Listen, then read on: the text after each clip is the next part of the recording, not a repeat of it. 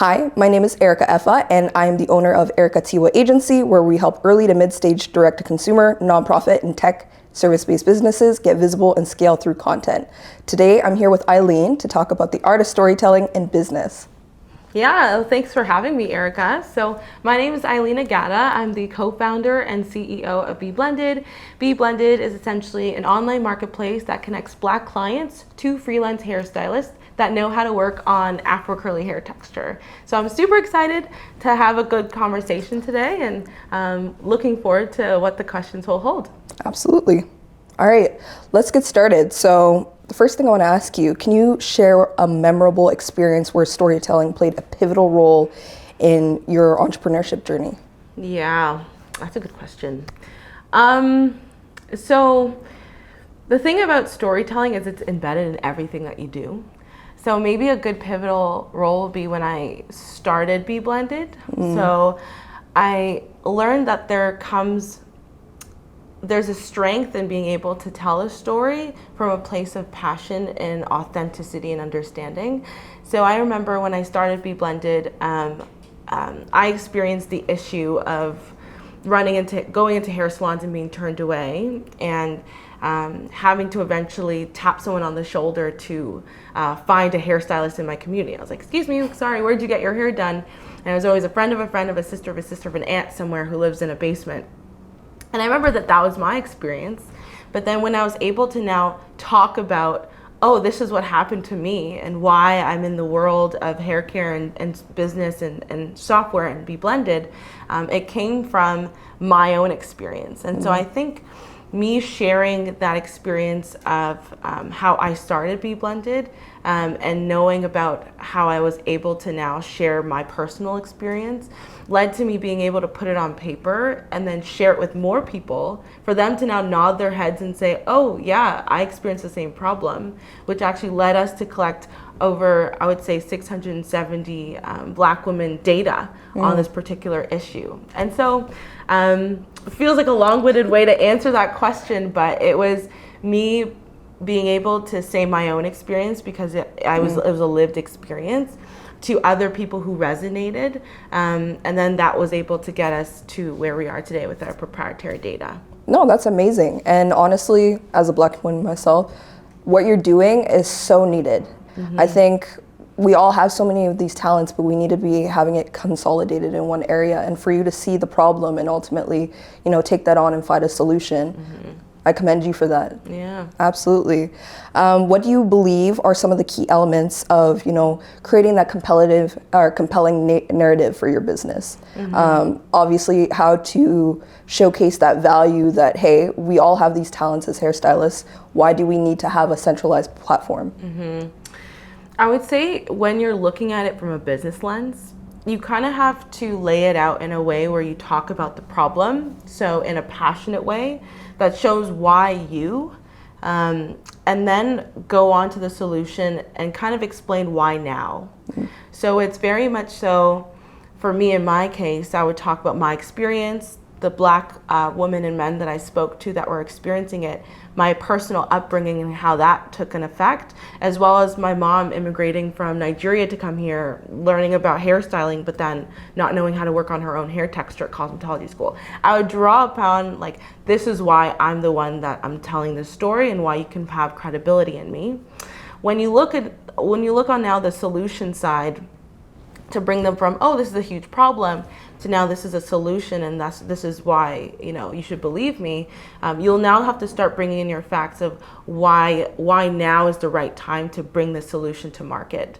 So I would say maybe in a really small takeaway size, it's why you and why now, and that typically correlates with the problem and then the solution. Absolutely, absolutely. I know you touched on, your mom. Could you draw upon more of an example specifically on that story that, you built out to basically roll out and explain what your business is? Yeah. Okay. So it's so multi-layered. And I know we have a finite amount of time, but where I would bring in that story about my mom and her studying hairstyling at cosmetology school typically is not always at the forefront of when I tell my story. So when you're pitching, it really depends on who your audience is. If it's a one-on-one conversation where you don't have slides, this is also very different versus you meet someone and it's an elevator pitch, so you only have a certain amount of time to speak about things. I pick and choose when I actually share that story. So the way that I would go about my storytelling is I'd talk about my experience being turned away from hair salons, walking into 15 different hair salons in downtown Ottawa when I worked there, and all of them turned me away, and half of them were hostile. That right there might jar you, saying, oh my gosh, why did they turn you away? So you kind of have that hook already that's there. Then I would go on to say what I said earlier, which was I found my hairstylist by seeing a black woman on the street and tapping her on the shoulder, and then hearing the common story of, oh, I have my hairstylist who lives over there, who's a friend of a friend over there. And so that kind of resonates with some people, saying, get it, I totally understand it, if they understand the industry. And then when I'd go into talking about the multifaceted complexities of the hair care industry, at least in North America, I would bring my mom into the story. So then I would say, currently right now, at least within Canada, cosmetology schools don't teach hairstylists how to work on afro curly hair texture, believe it or not. And then I would say my mom, when she immigrated here, she went to cosmetology school, didn't learn how to work on her hair texture. So even though she was licensed, she didn't learn how to cater to her current clientele. So she just worked out of her home and kept going that way, but decided not to work in a salon because she couldn't cater to them. And so that's where I bring in that story. So it's in levels and in steps, but depending on your audience, that's kind of how I would navigate saying my story. But when you think about in business, sometimes you don't have all the time in the world. So you have to really pick and choose what makes the most sense. And you have to read the room as well. Like if you're seeing their eyes are darting off to the side and they're no longer interested, then maybe cut to some facts and some numbers that they might intrigue them or get them excited. If you see they're nodding their head and they're intrigued, then you can start pulling upon more of your personal story so that they can feel this connection with you as well.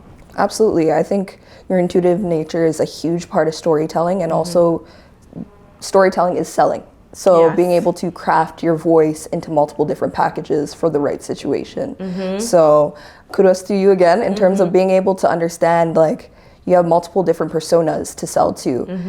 What story are they going to resonate, and what is their voice that aligns with them? Correct. Yeah. With that being said, with so many different stories, how do you effectively measure what is, doing well and what isn't?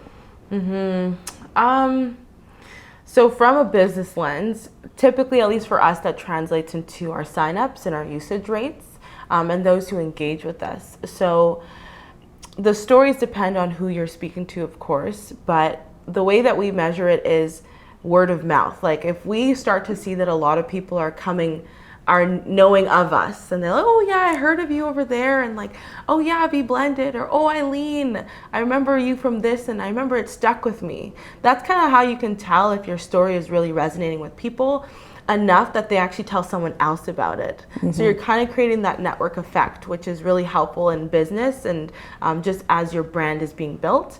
Another thing as well is if you're measuring specific metrics, if you do have a social media platform or you have social accounts that you're engaging with, if you start to see more people are growing on there and engaging with your content because of a story you either told online or in person, that's also a good indicator. But ideally, you want it to all translate to sales and making some money. So you kind of are building this trust through the word of mouth, the network effects, the people engaging on socials, people knowing about you from not even meeting you yet. And then now you seeing that you've built trust in the brand, and now people are paying for what you're offering. Absolutely. No, 100%. And I've definitely seen your social presence. I saw the launch reel. Oh boy, you did? I did see it. Oh, it's very engaging. You knew what you're doing. You. I love it. I love it. So I would say in that case, like, new entrepreneur, Black woman in this case, let's talk about what is one piece of advice you would give them in terms of building a story and being effective? Well, first tell a real story, you know? It sounds like simple, but really that's what it is. That's what it is. Right? It's sometimes a eureka moment for people. Like, I should probably tell something that's real. Because I think sometimes, especially when you get so intertwined with the world, you want to come off so strong and people remembering you, and I climbed this mountain with only one sandal, like all the randomest stuff. But the reality is, when you actually tell something that's real, that comes from your heart and your lived experience, the passion shows in and of itself. So now you're conveying this emotional connection to whoever's listening to you or watching you. And that's a good start to start your storytelling. Advice that I would also give is practice. It's okay to stumble a lot in the first few times. You're learning how to speak to different audiences. You're learning how to convey the right message in a finite amount of time. Or if you have a lot of time, you know how to use that time without putting so many filler words or kind of deviating and coming back. So my main points of advice is tell an authentic story that you can show passion in, but then also find a way to make sure that you connect with your audience and are able to bring some sort of relatability to them. Absolutely. I think that is, you hit the nail on the head for that one. Like we kind of talked a little bit earlier about if you're not passionate about what you do, that also makes it harder. Yeah. And ultimately, if you're not passionate, people are going to pick up on that very quickly. So search within. Yeah, search absolutely. Within. I'd love to know more about some case studies and how it relates to pitching and your storytelling. Could you talk more on that? Yeah, absolutely. So, some people draw the parallels between the two, but storytelling is essentially pitching. And so something for us, and what I'm so grateful for with Be Blended and also being the CEO of it, is that I get to pitch all the time. And so earlier in the days of Be Blended, I learned what it is to put a pitch deck together and to kind of find a way to make my storytelling, per se, concise and related to my particular audience. So thankfully, we've won a lot of pitch competitions over the course of Be Blended's life. More recently, we won first place at a pitch competition in New Brunswick. Never been there, right? Like I'm like, what? New Brunswick has pitch competition? I'm sorry. I'm like, if you're from New Brunswick. We love New Brunswick. We love New Brunswick. But I won a pitch competition there, and it was so beautiful to see everyone's eyes light up. Their jaws hit the floor when they realize how big of a problem we're solving. And that only comes from knowing your story and how to tell it correctly. We're actually flying out to Vancouver next week to pitch again at another competition. I know, very grateful. At another competition. And this time the pitch is different, the audience is different, but it just goes to show when you can actually say your story well in a concise way, that you have now opportunities to pitch in front of audiences that also give you money. And so for early stage startups, when you need the money to keep going, this is a really great skill to hone so that you can propel your startup forward. So that's something I'd like to say. Another thing I think as well is just knowing when you tell a story that you can now elongate it or like bring it to something really small. So if you know your story well, you can say it within a minute to the right audience. You can say 3 minutes, sometimes even 10, or even over a conversation over food. That doesn't sound like you're just pitching at them, but rather talking with them. So it's a way that you can start to be malleable with the way that you tell your story. But pitching goes hand in hand with storytelling.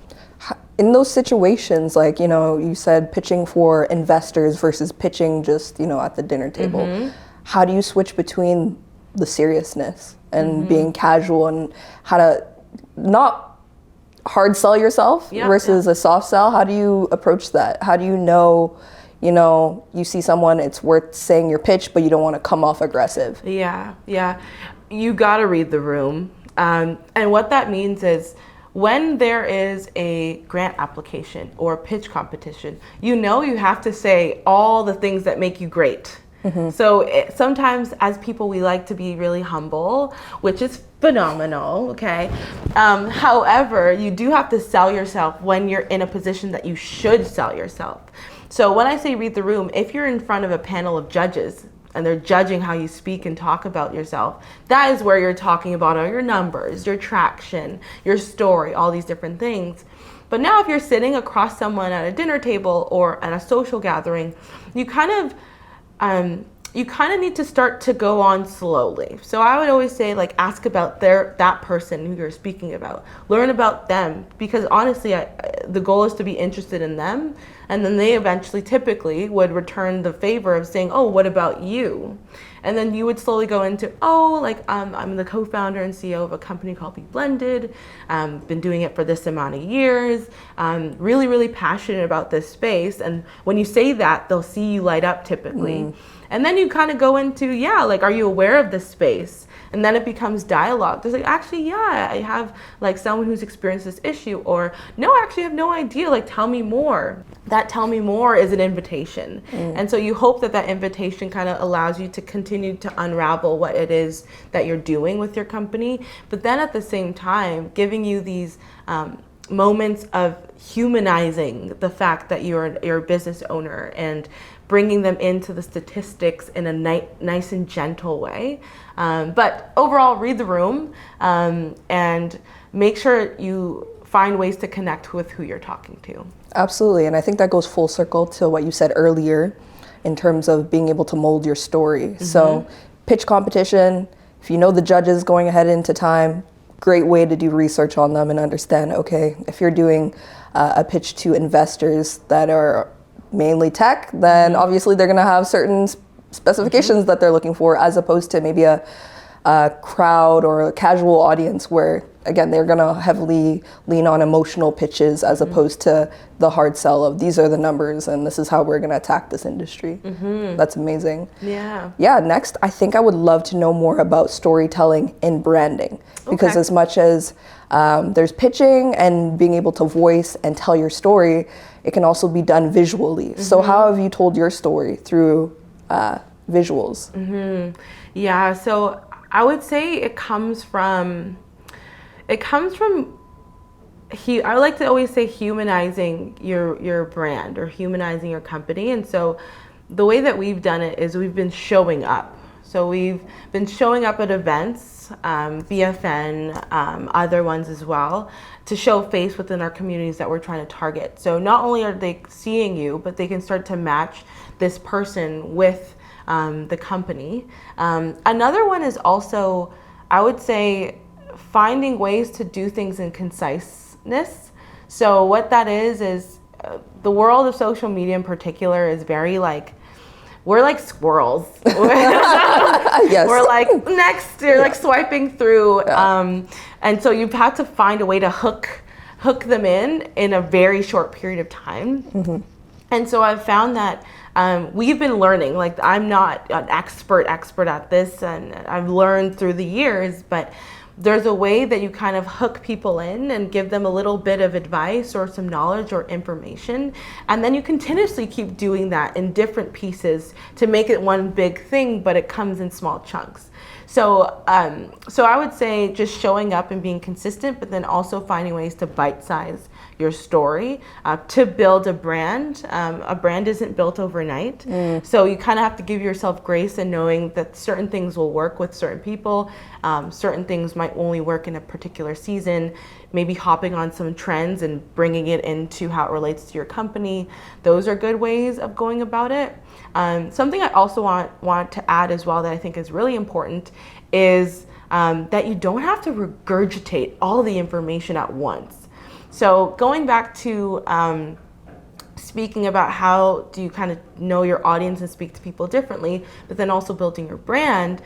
Some people have a tendency to just say everything. Like we raised this amount of money, we have this amount of people, we have this amount of thing, I did this, I did that. Like you're kind of saying so much.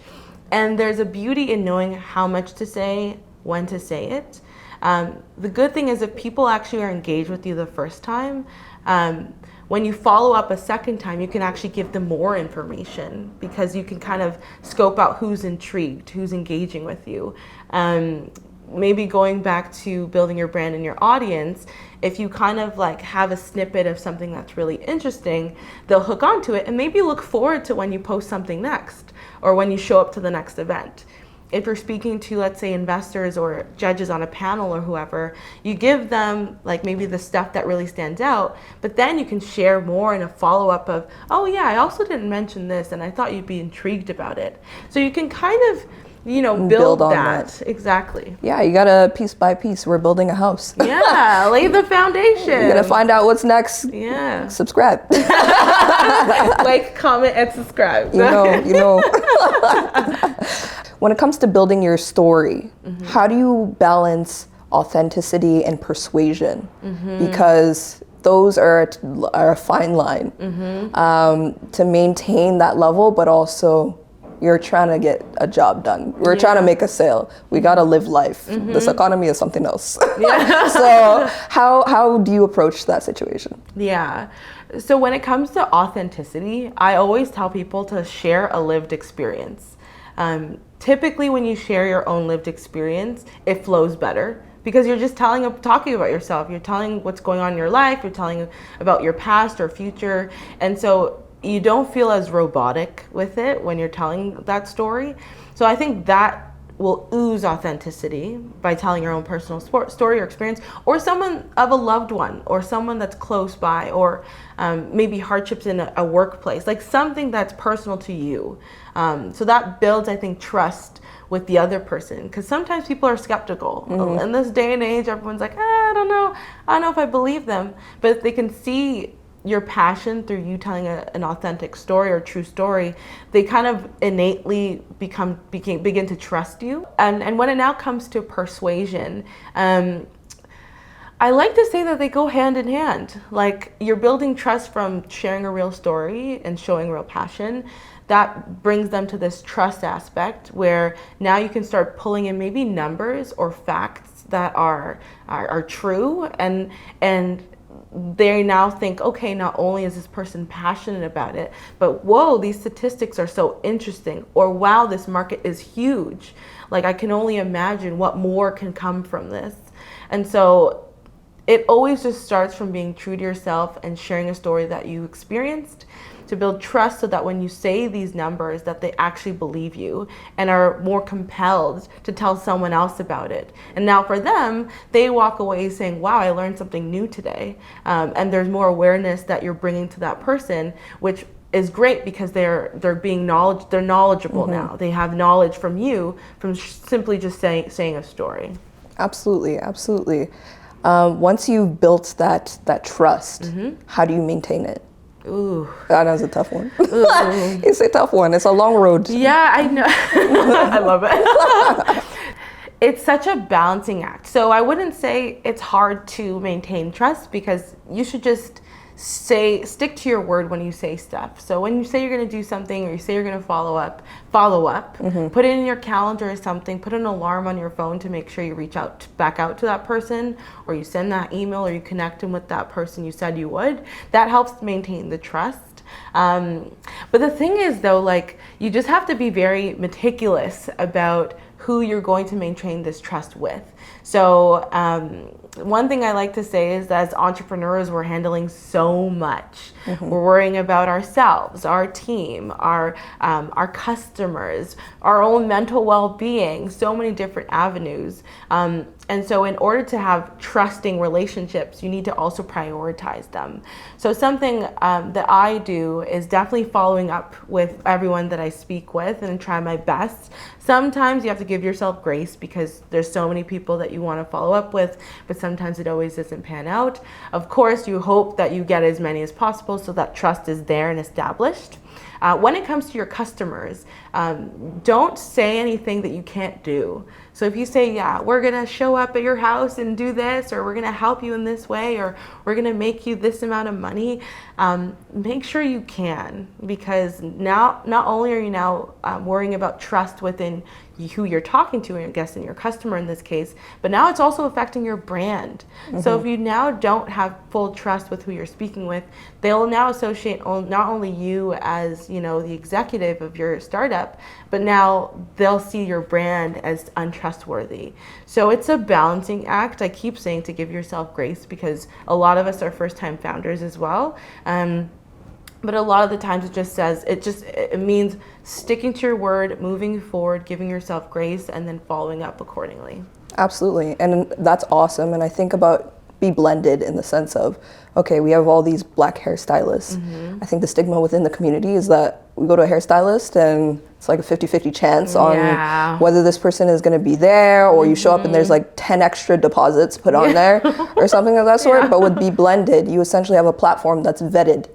So not only are you doing that on your own end for storytelling, but you're also uplifting the community within your platform to say, these are legit people, we've looked at them, and we're going to have quality all around. So that's amazing. Yeah. And even I want to piggyback off of that as well, is that it's so important to do due diligence, but then people are doing due diligence on you. And so when you say like, oh, like there's Be Blended, that you're kind of vetting, you're trusting, it also takes a lot of work from you as a founder to create that trust. And so if anything, something I always like to say is that you have to be patient at times. And a lot of it is holding people's hands and knowledge sharing and people getting to know you. So when they know you, they trust you. You're not just now this salesperson, but you're actually someone who cares about them.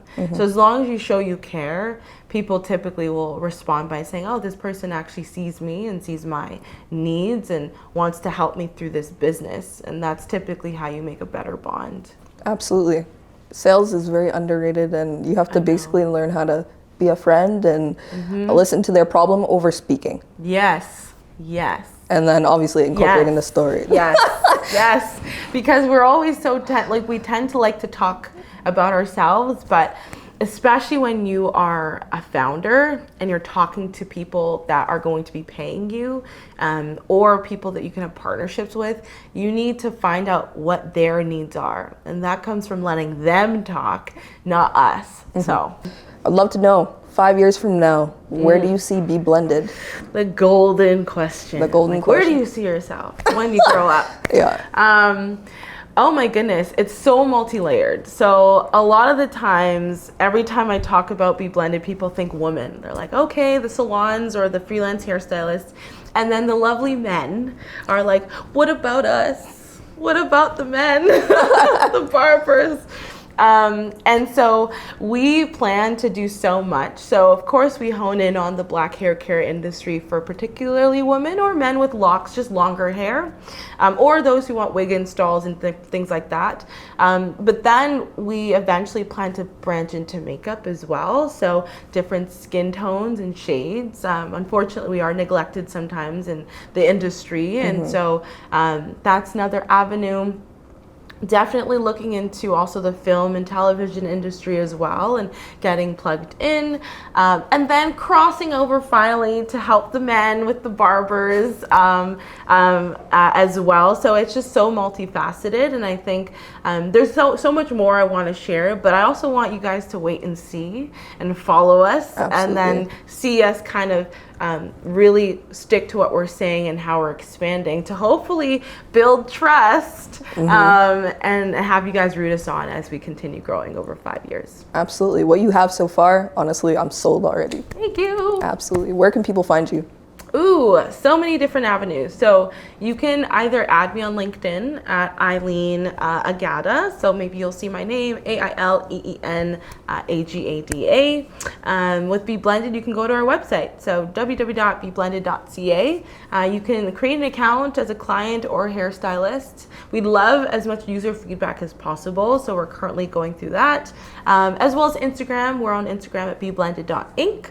And we're hoping to create other social media platforms as well. So you'll stay tuned to see what's next. No, it's going to be some good stuff. And if you need help, I'm your girl. Yay. Content marketing. Perfect. I love it. Black people helping Black people. Yeah, we're rooting for everyone Black. Yes. Isn't that built by us for us? Oh, you got to plug yourself in too. Where can people find you?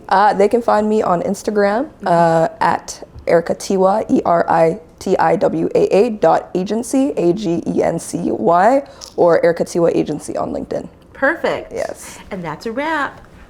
Like it. Okay, you guys.